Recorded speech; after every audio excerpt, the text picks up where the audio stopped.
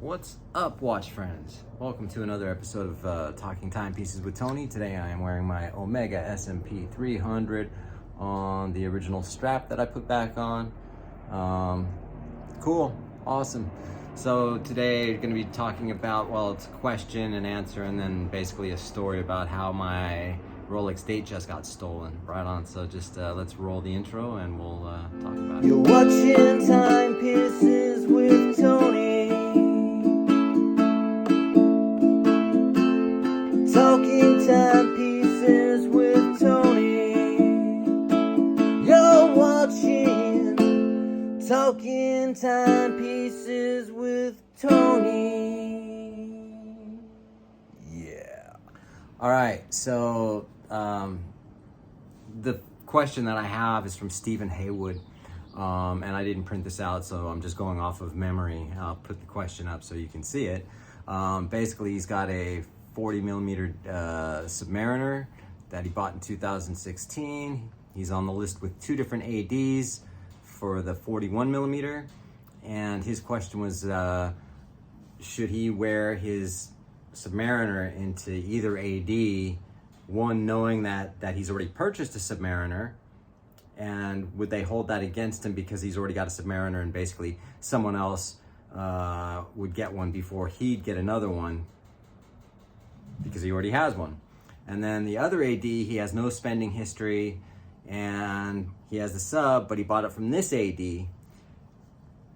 Should he go into this AD where he has no spending history with a Submariner on and, you know, try to get it from either one of them? All right, so Stephen, that's a legit question.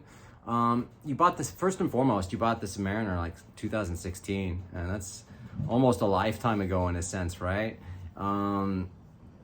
So I don't even think so much that the AD that you initially bought it from, you know, I mean, they'll look at that as part of your spending history, but it's kind of like that Janet Jackson song, "What have you done for me lately? What have you purchased from them lately? Have you bought anything else?" Yeah, I wouldn't have a problem going into your AD where you bought it from because you're showing that you still have it. You've had it since 2016. Look, man, I've had this since 2016. I don't think it's going to hurt you one bit. Will it put you up on the list a little further? It might, but it might not, because if you haven't bought anything since 2016 to then, you know, you may have that history of getting the Rolex, but you've really got no spending history since, you know what I mean? So it kind of, I don't know what I compare that to. It's kind of like, I guess, if you have a job or something and your vacation time doesn't carry over to the next year or something, you just lose it, you know what I mean? That was probably a bad analogy, but you know, you get the point. You haven't bought anything from them lately, but it's certainly not going to hurt. It doesn't matter. You said that the watches are allocated by the owner, not the sales rep, so it's up to the owner, right? If the sales rep's the same lady, I think you said it was, maybe she can speak on your behalf when they come in and say, look, he's had his sub for, you know, and plus, just because you already have a sub doesn't mean they're going to, you know, discredit you and say, hey, well, he's already got a sub, let's give it to somebody else. I mean, it's all based on your relationship that you have with them and not just the fact that you bought the sub there. Because plenty of people have multiple Submariners, multiple DateJust, Yachtmasters, whatever, you know what I mean? So I don't think that's a problem. Going into this other AD where you absolutely have no spending history, it doesn't matter either, because unless you sit there and go, well, I got this one at AD down the street, they're going to say, well, then go back to AD down the street. Why would they want to sell you a watch? You know, you already have one, yes, and there's other people that don't have them that want one that also probably have the spending history with them. You see what I mean? So essentially you're going into an AD with no spending history, but you have a sub that you bought from somewhere else. So I hope that kind of answers your question. Deal with both of them. Just keep going, man. You've been on the list for about a year, you said, I think. So it doesn't hurt to follow up with either one of them. You know what I mean? Going into the new AD, if you've already been in there with the Rolex, it doesn't matter. But if you haven't, you know, wear something else. If you have something else, you know. If you have it, say, hey, yeah, I bought it in 2016 on a business trip 6 blocks away to the other AD. I don't know. So I hope that answers your question. I think basically just follow up with both of them periodically. Go in, say hi, show you're still interested, and see where it takes you. Maybe buy something else in the meantime, but that's up to you. All right, so The next guy didn't have so much a question as wanted to hear a story of my last video. I think it was my last video, where I was talking about, the watch collection and the evolution of collecting watches, where I said, I kind of discredited the fact of my Rolex. I had a Rolex DateJust and it got stolen, and I can't don't do that. And that's a pretty weird story. It was, I think I bought the watch in 1993, and back then, towards the end of the year, me and my girlfriend, we lived in a big ass 4,700 square foot home in Sherman Oaks, which, it was a celebrity neighborhood, sort of rock star, total pad. I had a new, not a brand new Porsche, but I had a Porsche, and I was that guy back then in my 20s that, if I had $5,000 in the bank and I wanted a watch, I think the DateJust back then were only like $2,500, but still, relative to the time period, I would spend every penny I had, like I did with my Porsche. When I actually bought the Porsche, I didn't have enough money in the bank. I wrote the check for it, and they checked it and said, well, you don't have enough money in the bank. I'm like, oh, don't worry, it'll be in there tomorrow, because I was depositing a check. That's how I was. And as much as I was into watches, it was really weird. I just didn't feel right, with all this. It was just a weird thing for me, you know what I mean? I was into watches, but right at that, especially that period of time, I was touring a lot. So anyway, what had happened was, in January of 1994, the beginning of January, mid-January, is a big music convention in Los Angeles called the NAMM Show.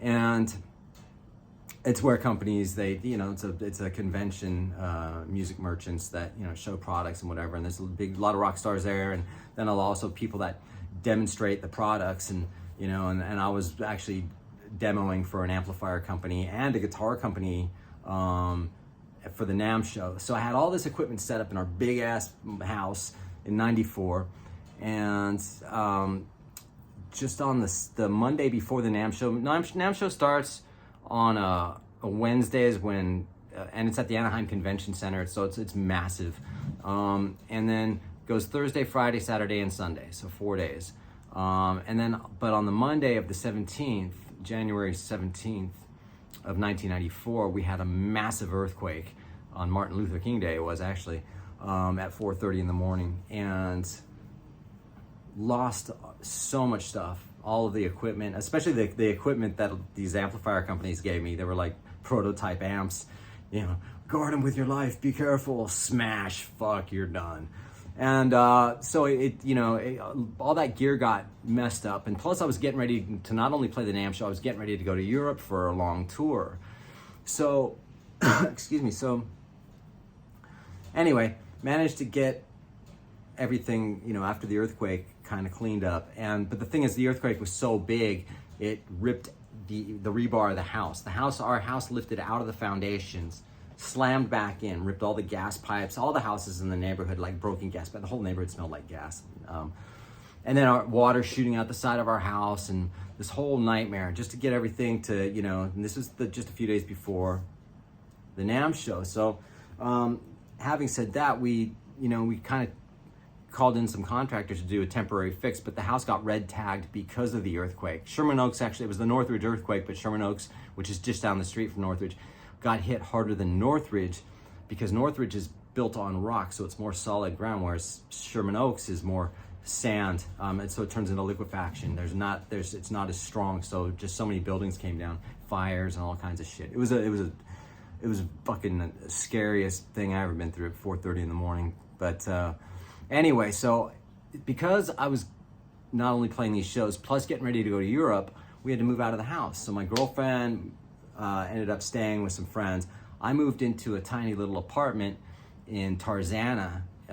If anyone knows Tarzana, it's the valley, San Fernando Valley. So is Sherman Oaks, but it's at that time, it wasn't the greatest part of the San Fernando Valley. But I needed something that I could stay in for a month until I went on tour, because once I was coming back from being on tour for so long, I was going to move back in with my girlfriend and we'd get in a place again, So I moved into this fucking apartment in Tarzana. It was a shitty little apartment, but what it was is I had to have some work done. I had my stuff moved in, and one of the things is I had my Rolex DateJust, and it was on a box on the table, and I'd gone somewhere, and when I came back, there was some work that needed to be done in the apartment. I don't know if they were painting or whatever they were doing, I can't remember. But I remember coming home and walked through the gate, and my front door was just wide open. And I thought, oh, that's weird, you know? And I walked in, and there was no construction guys or painters or whatever it was. And no one came back. But all my stuff was there. I was like, all my guitars and whatever, you know, stuff. The guitars that I kept with me, I had guitars in storage too, you know? But one thing that was missing was that my Rolex, my box, and the Rolex. So I was like, oh man, did I misplace it? And I was looking for it, man. Did it get lost? No, I put it on the counter, on the table. I put it on the table. And then finally I just came to realize, nah, man, this thing was fucking stolen. So I went to the apartment manager. I said, you know what? Whoever was in my apartment stole my fucking Rolex, and they downplayed it like it was. All right, dude, I'm gonna call the cops and I can file a report. And nothing came of it. It was really one of those things. And I kept saying to myself, did I misplace it? Did I misplace it? But no, it was there, and I remember it because it was a new apartment, and I remember going, oh, I'll just put it here because it's safer. Plus, come home, my front door is open, and the only thing missing is a fucking Rolex. So that's the story, all right? So my DateJust went missing, and do I miss it? No, I don't care now. I mean, it was so long ago, you know, it was just one of those things that happened. I wasn't happy about it at the time, but I had so much going on. I mean, we lost our house in the earthquake. You know, I lost a bunch of equipment. I'm going to Europe to go on tour, and just all those things. I'm like, okay, I'll make more money. I'll just buy another one. You know what I mean? Because that was where I was at the time. It's like it sucked, but at the time I was making money, I guess. So, having said that, appreciate you guys watching, subscribing, commenting, and all that good stuff. And we'll see you on the next one. Thanks.